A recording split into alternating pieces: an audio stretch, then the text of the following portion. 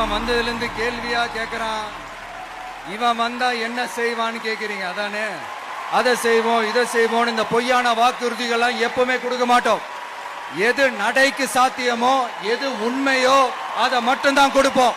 ஏழ்மை வறுமை இல்லாத தமிழகம், குடும்ப ஆதிக்கம் இல்லாத தமிழகம், ஊழல் இல்லாத தமிழகம், உண்மையான மக்களாட்சி, மனசாட்சி உள்ள மக்களாட்சி.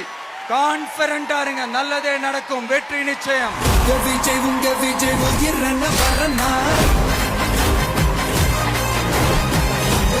உங்க விஜய் எளியவன் கொரனா, உங்க விஜய் உயிரன வரனா, உங்க விஜய் எளியவன் கொரனா, உங்க விஜய்